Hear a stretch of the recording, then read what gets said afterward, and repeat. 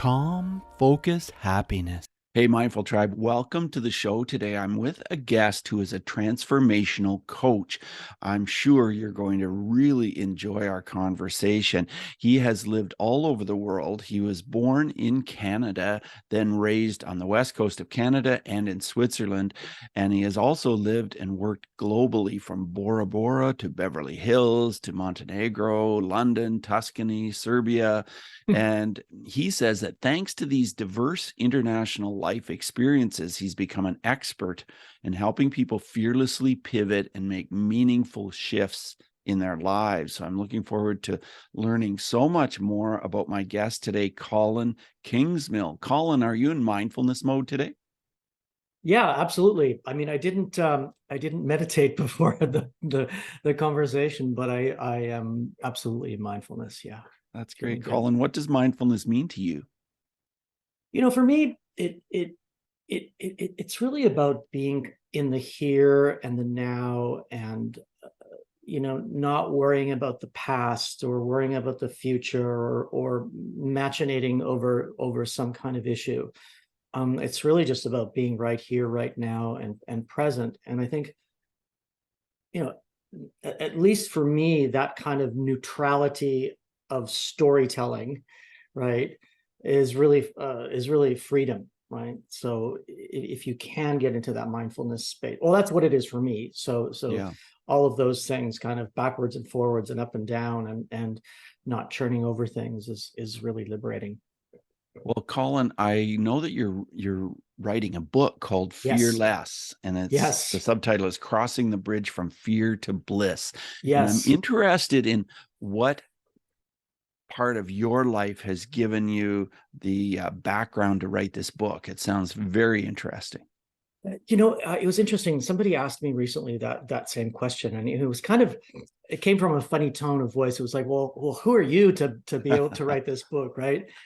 And I started to list all of the experiences that I've had in my life, whether it was growing up in a forest on Bowen Island, or my parents' divorce, or my own divorce, jumping into the deep end for projects around the world, where some places and times I didn't know even where they were.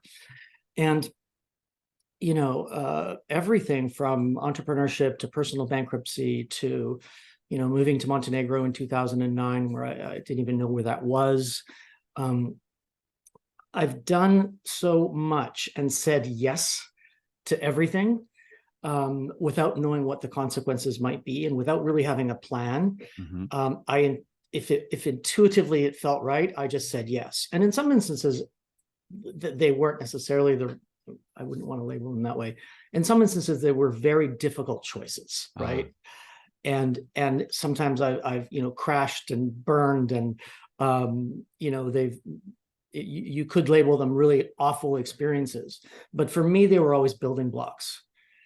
And because of all that sort of cornucopia of life experiences, good and bad and indifferent and everything in between, I look at people today that are so crushed by fear, whether that's expressed with anxiety or depression or autoimmune diseases, or so much of our society is and feels very toxic.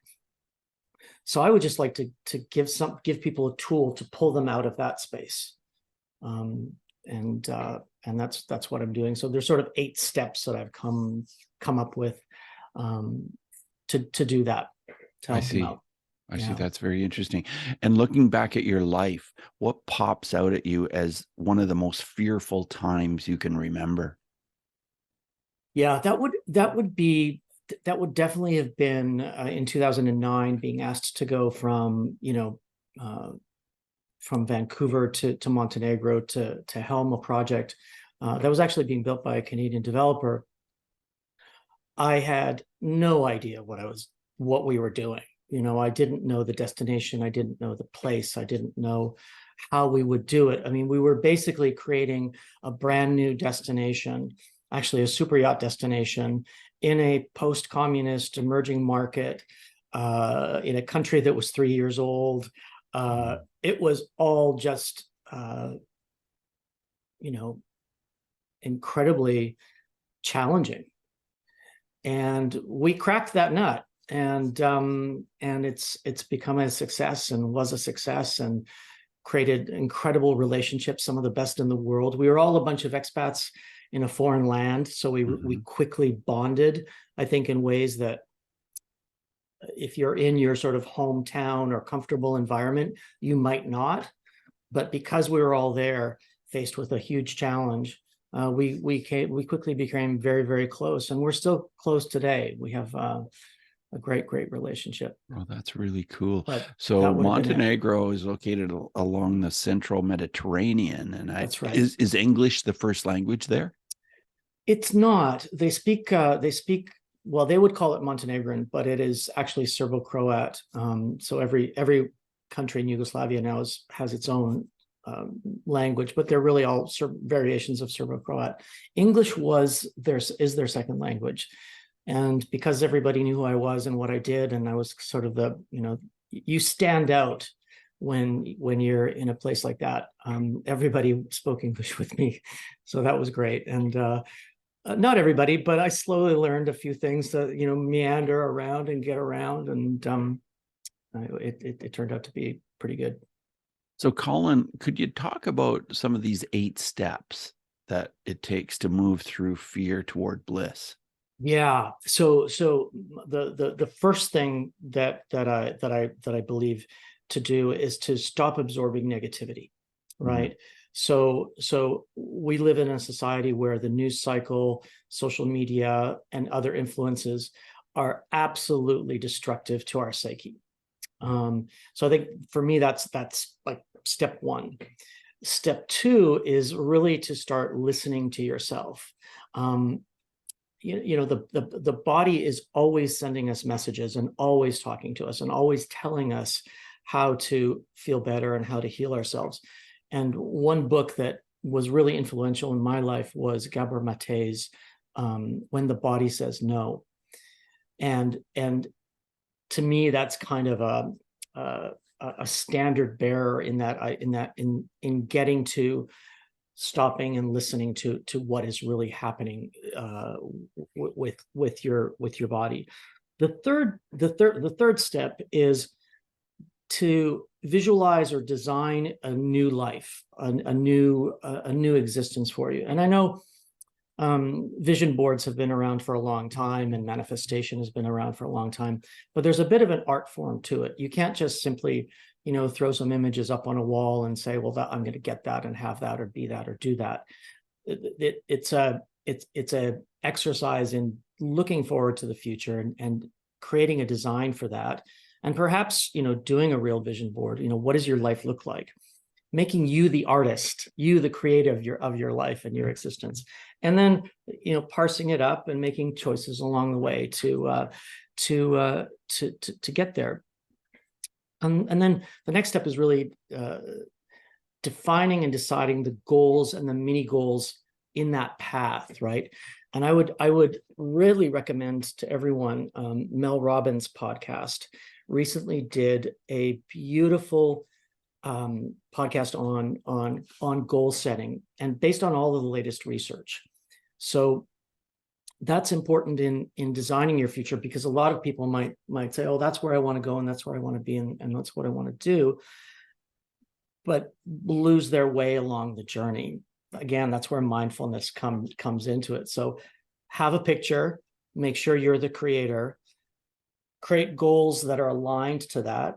I kind of use the navigational metaphor of placing a milestone marker out there, right? That's where I'm navigating to, and these are the steps of how to get there. Then the next step would be to create daily rituals, right? Because we are so bombarded, at least in our Western society, by influences and challenges and distractions and noise, and layered on top of the social media and the news cycle and everything like that, that I think life can sometimes feel, extremely overwhelming with all of these forces coming at you. So if you can create some rituals, again, like meditation or yoga or sports Right. or fitness. Is There's meditation lots of, one of your daily oh, meditation rituals, is Colin? absolutely one of mine. Right. And it's interesting, Bruce. I've kind of been on a this path for about 20 years now. I had kind of a spiritual awakening in 2001 that just took me for a loop, and I changed everything in my life. I gave everything away. I started from scratch. I'm like going to get rid of the old and start with the new. Is So that I've when been your marriage started to dissolve? yes, that's when it dissolved, and also I was in a I had created with some partners a company in Switzerland, a financial services company. We grew it to 25 or 30 employees. I was traveling all over Europe, and I really woke up one day in 2001 realizing that it was all wrong. I was trying to get something, quote unquote, success, right? By modern traditional standards. I was not doing anything from a mindfulness perspective then, or yoga or meditation or nothing. And somebody just stopped me one day, a friend of mine, and said, "You're so stressed out. This is crazy." And I did something called rebirthing, and it turned into a past life regression thing, which I knew nothing about. And I saw all of these lives and all of these scenarios and all of these stories, and I was in them. And I have no idea how to explain it, but I came out of that going, "Oh, okay." It was like I just relaxed, I'm like, I don't have to do any of this in this lifetime. So my timeline for some reason seemed to get much longer. And Interesting. I just relaxed, and I said, "Oh, this isn't it. This is not my purpose in life. This is not what I should be doing. These are not the things I should be attempting to get and have. There's also material." So that's when I began reading. I went to the spiritual bookstore in Vancouver, and I started devouring everything, right? I mean, everything from, Eckhart Tolle and Ajay Shanti and, Wayne Dyer's, all the stuff that was out there. And that's when I started my mindfulness journey. But I have to say, Bruce, and maybe some of your listeners might feel this way as well. I read it, and I knew about it. It made sense, but I didn't embody it for a very long time. And I've only really started embodying it in the last year or so, really, truly embodying it and understanding. What do you think was getting in your way? I think I was getting in my way. So what I had to do was I had to clean out the closet, if that makes sense. Yeah, it does. So I started to read a lot about well, I didn't start to read it. This book arrived called The Way of Integrity by Martha Beck. Okay. And that speaks about being who you really are and being true to yourself. And that was like almost like the second spiritual awakening, I guess. It was like the light came on, and I'm like, oh, hold on. In the first part of my life, when I was in banking and finance and, had the sports cars and all that stuff, and then hit the wall in 2001, that was the dark part. And then the lighter part was, oh, I'm traveling and I'm successful. I'm enjoying this. Great people, great clients. But I'd never really embodied what I was learning and kind of absorbing. And I got into all of it, singing bowls, and I was, was really, really absorbing it. But this phase where I stopped and really tried to understand who I am and why I'm here and what I'm doing. That book really kind of started to open things up for me. Then Gabor Mate wrote a book recently called The Myth of Normal. Okay. And I think it's James Nestor, wrote Breathe.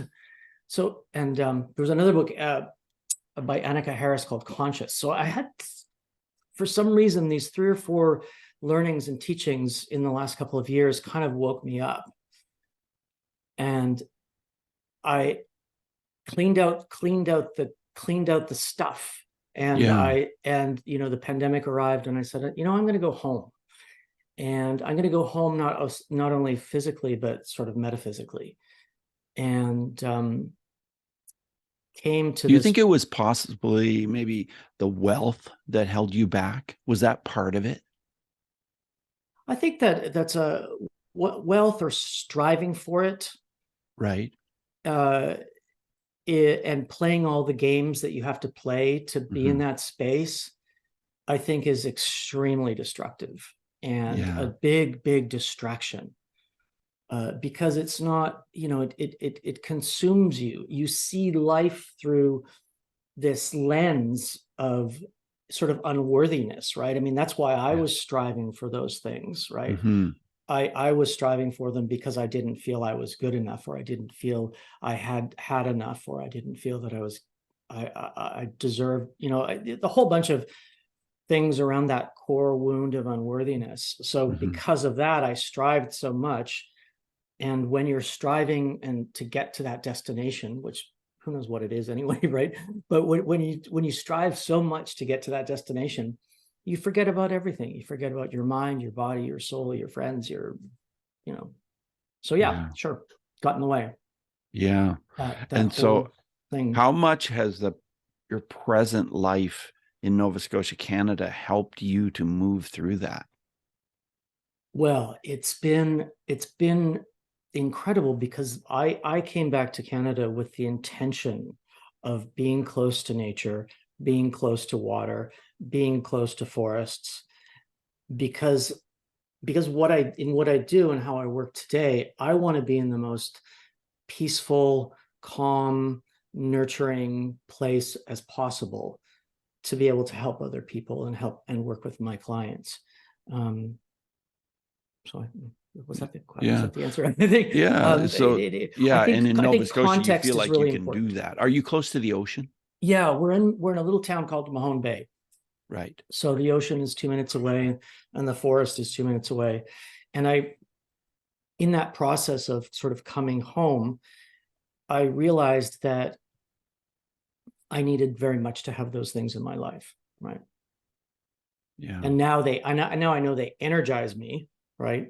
Theoretically, I knew, but now But I now you really absolutely know. feel it, do you, I more feel than it. ever? Yeah. Absolutely, I feel it. So back to your question from before about my mindfulness practice, I I I absolutely meditate in the morning between 20 and 60 minutes.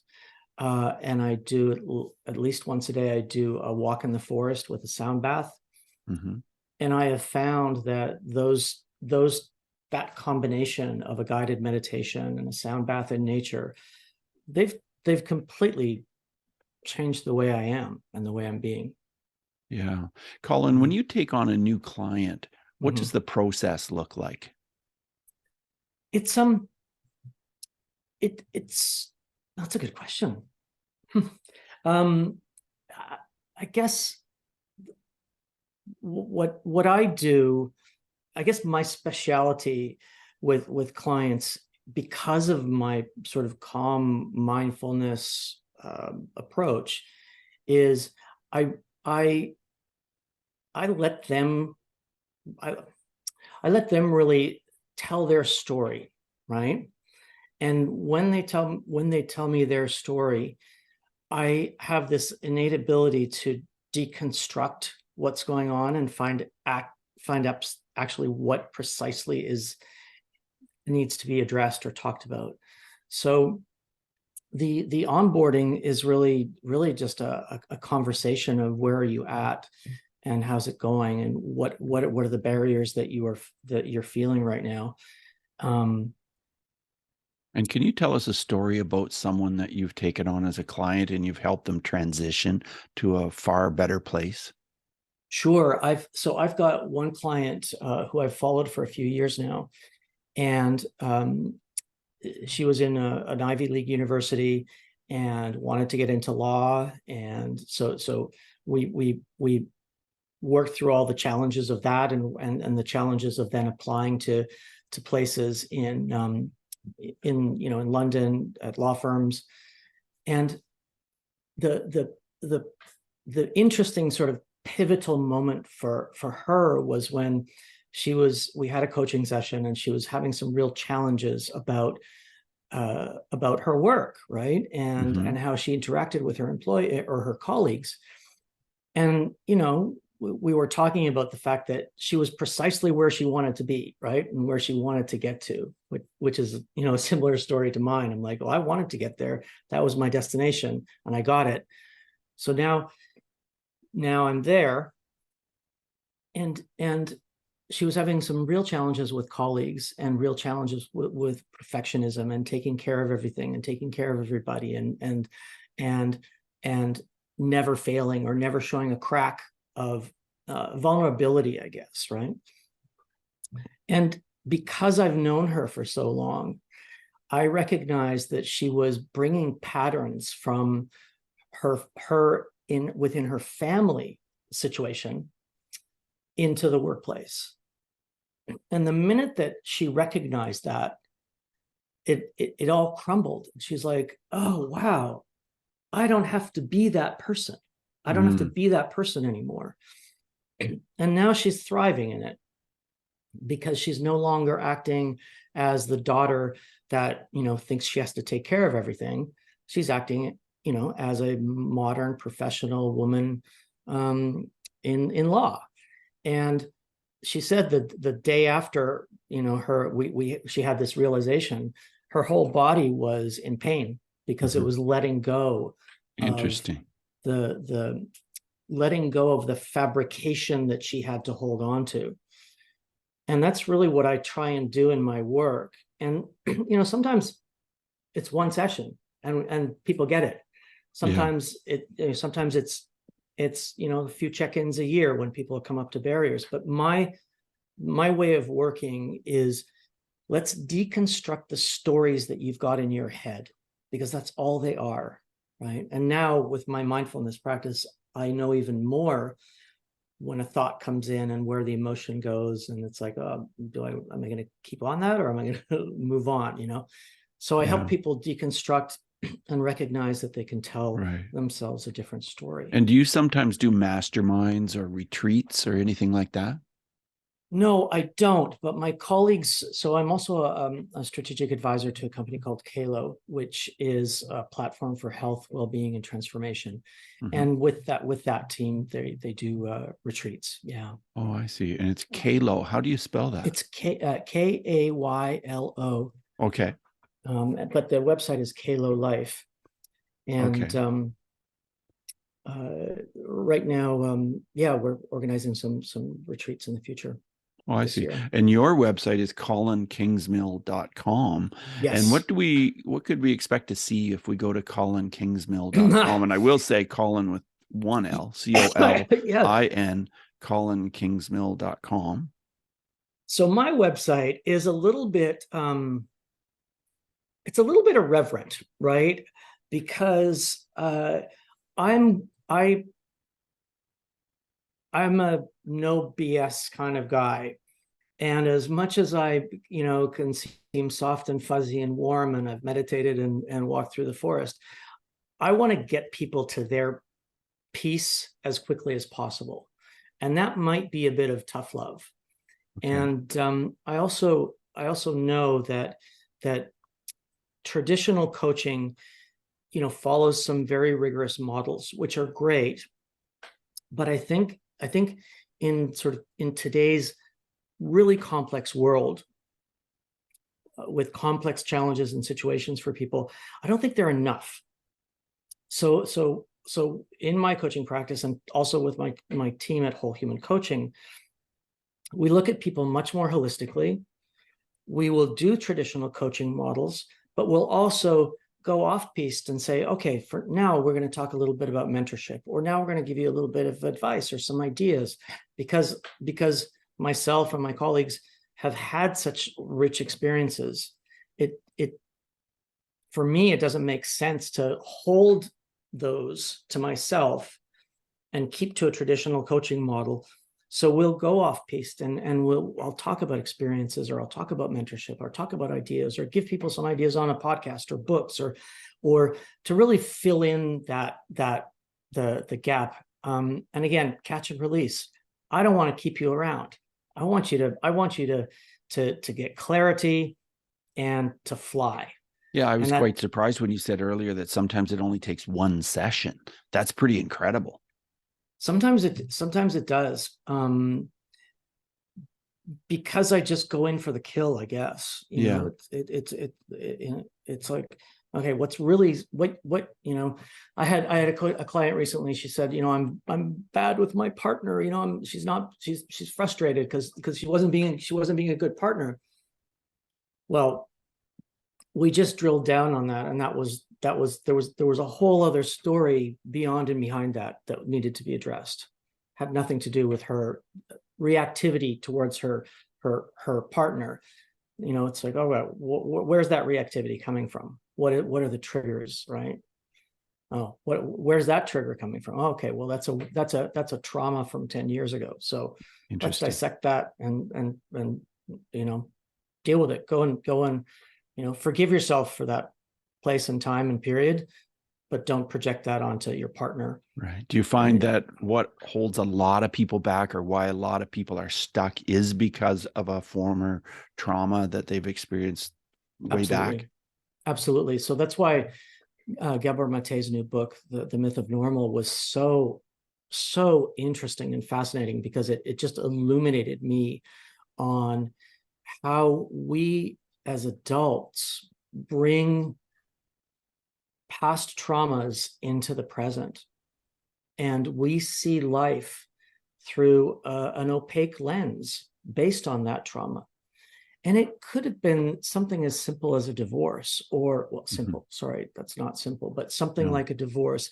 It doesn't have to be, you know, a car crash, or, you know, what we think of as a traditional trauma, right? It could be something that you, as a 5 or 6 year old or 9-year-old, couldn't cope with. So you shut down, or you reacted in a certain way, and you bring that forward. I mean, I know people today that I can see that the way they're acting today, from a personal perspective or an entrepreneurial perspective, is completely connected to a childhood trauma, or being the last child out of you know, whatever, and having these coping mechanisms and this sense of unworthiness. So the sense of unworthiness turns into striving for more, right? And it just kind of we drag it through life. So that's why I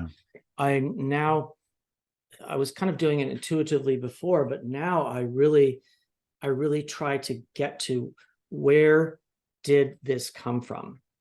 Where did this belief system come from? Right. And it's very, very often related to something that hasn't been addressed. Right. I see. And I'm not saying you need to go to, you know, a psychiatrist for 10 years. I personally had a situation of that got unpacked last year. Right. I was given a series of letters from my mother to her best friend from when I was a child. I probably shouldn't have read them, right? Because it confirmed to me a time in my life where I shut down and turned on all my coping mechanisms. But it was a gift, right? It was a beautiful gift, because I went and did 4 therapy sessions and called my coach and got rid of it. You know, interesting. But not a lot. We don't get those kinds of gifts necessarily as humans, right? So sometimes it takes hitting a wall personally, you know, to be able to unpack that and find out where it was. I was lucky. It was a real gift. And it's like, oh, wow, that happened. I forgot about that. I built my life, the first part of my career, striving for things and places and people and stuff because of that. Right. And you know, the people pleaser comes in, and saying yes comes in. So, you know, in a very short space of time, I would boundaries, say no, But yeah, you're right. It does come from those Yeah. moments in time. Yeah. Colin, do you have a story about bullying where mindfulness would have made a difference? Yeah.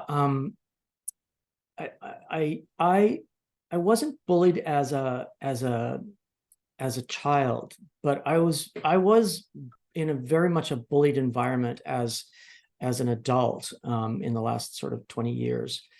And two of them actually, and it was interesting because the first one lasted about 3 years of really being, subjected to awful treatment and accepting it, right? And I don't know why I accepted it, but probably related. I don't know why. I'm not even going to speculate, but I was in this situation for 3 years with, management that was really awful by any standard. Okay. I left that and I went to do something else, another project. And I immediately recognized that this was a similar situation. And because I had started to be more mindful and more aware and listening to myself and just more attentive because of the previous experience, the second experience where bullying and absolute toxicity was present, I pulled myself out of that situation really as fast as I could. Very interesting.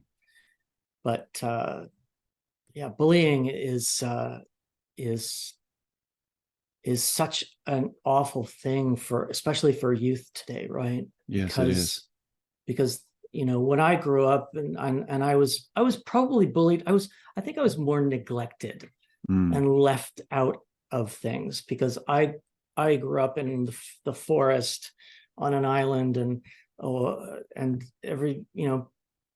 everybody probably thought I was the weirdo hippie or whatever. I was very much alone. I see. So I don't think, but I think that's a form of bullying too, like pushing somebody that maybe doesn't look like you or live in a, suburban family home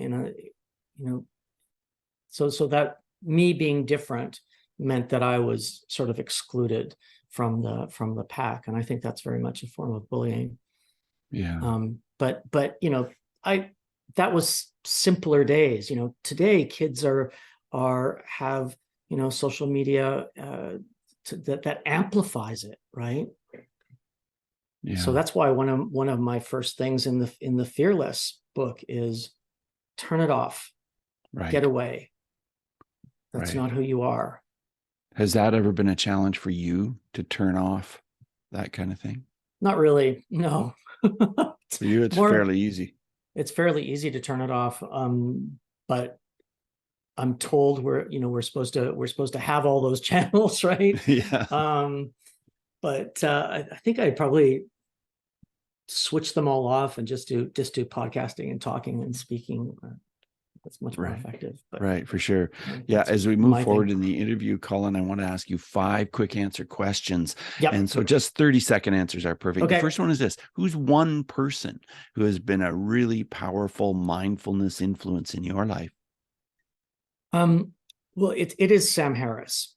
Okay. Yeah, I think his Waking Up app is absolutely brilliant, and his books are Waking Up as well as brilliant. He's an incredible mind, and yeah, that's it. 30 seconds. And so how has mindfulness affected your emotions or how you deal with your emotions? Well,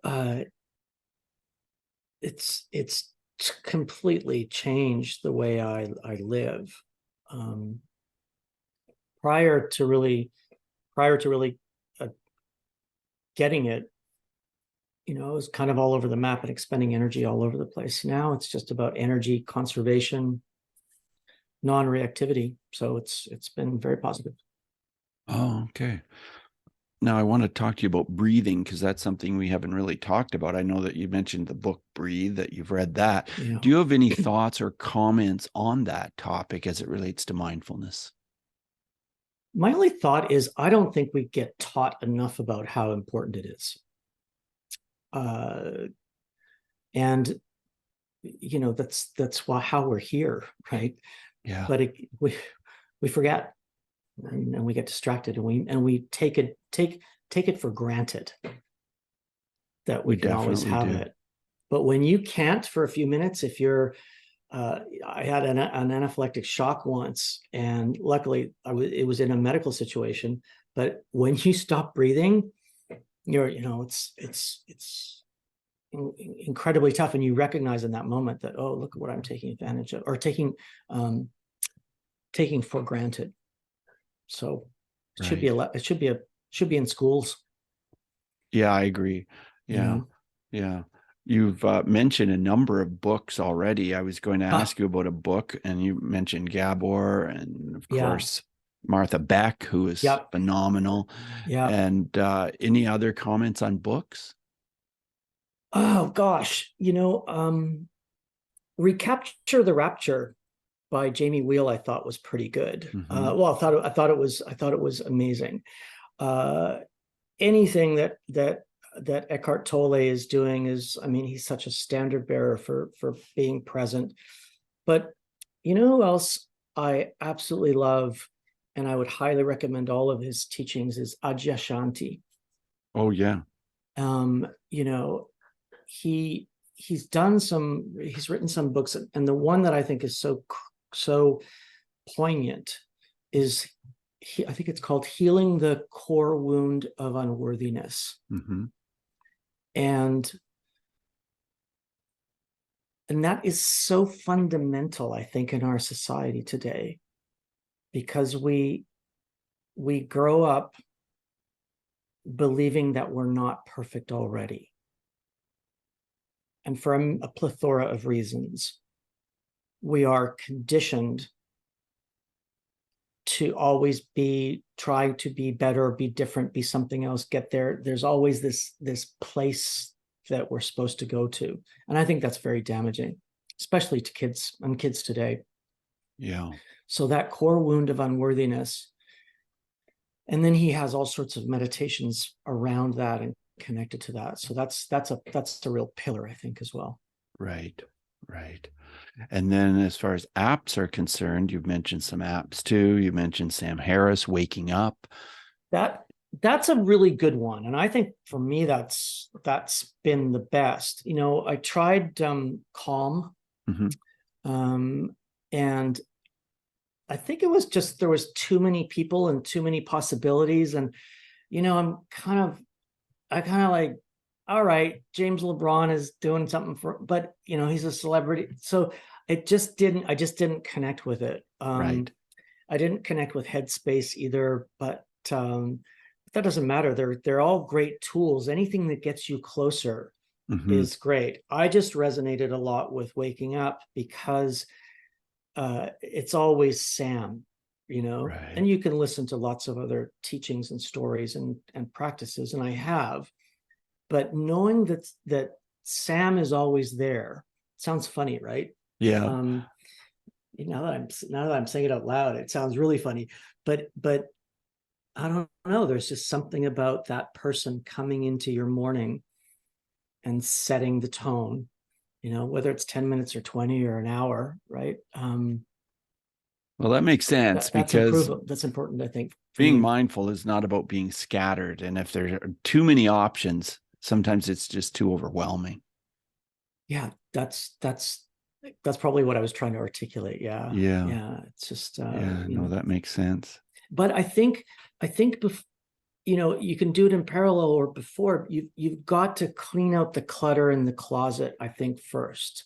And maybe that's why those apps didn't work for me in the past. I needed to do more work on what's going on. How did I get here? That kind of stuff. So, Colin, yes. Have you crossed the bridge from fear to bliss? I've definitely crossed the bridge. I've crossed the bridge. I have a little brook in the field going to the barn, to the forest. So I cross the bridge every day. Yeah. But yeah, I definitely have. And that's why I want to help people do it faster. Yeah. I wish I had me at 25. Right. Right. Yeah. So, yeah. Well, I think it's a great title for a book. Thank you. Fearless, Crossing the Bridge from Fear to Bliss. When do you expect this book will be ready to publish? I hope to finish it this year. It's in developmental edit right now, which means somebody's telling you that it's all, lots to fix. Yes. So I'm licking my wounds on that part, but moving forward with it really, really well. Well, that's exciting. And I've really enjoyed our conversation. And as we wrap up the conversation, do you have any final words of advice you'd like to share with our Mindful Tribe listeners? Yeah, I think the one thing that I'd love to say to everyone is it doesn't have to be like this. Because I think a lot of us go into tailspins and whirlwinds, and mindfulness is really the way to crack that. Yeah. Crack that practice. It's not useful for anybody. Well, Colin, I really appreciate having the opportunity to talk to you today. And Thank you for all that you're doing in the world to help people move forward. Thank you so much, Bruce. It's been a real pleasure. I really enjoyed our conversation. Thanks so much. Hope to see you again soon. Yes, absolutely. All the best to you. Bye now. All right. Cheers. Yeah, absolutely. Hey, Mindful Tribe, are you experiencing anxiety? Are you experiencing stress and tension and feeling as though, it's just difficult to move on? That describes the clients I work with. Clients who have had an awful lot of problem with anxiety and stress, and maybe some kind of habits that are holding them back. And through hypnosis, we get to the bottom of it. We get right in there and we talk about it. But with hypnosis, we get right into what is causing some of this in your subconscious mind, because your subconscious mind represents about 90 to 95% of your thoughts. And you don't even realize what those thoughts are much of the time. And through hypnosis, we can get in there and we can work at this. Doesn't mean we're going to change what's going on in your subconscious mind. It means we're going to become more aware of it and then deal with it and think of it differently in the conscious mind. And I am so happy to have helped so many people with their anxiety through hypnosis and coaching. And you could be the next person. If you're listening to this episode and you would like to let go of some of this anxiety, send me an email, bruce@mindfulnessmode.com. Put coaching session in the subject line. Coaching session, send it to bruce@mindfulnessmode.com. And I would love to have you on a Zoom call for a free session where we can talk about what's going on and what's happening and how can I help you. Because that's one thing I truly know about myself, is that I really love helping other people, and I would love to help you.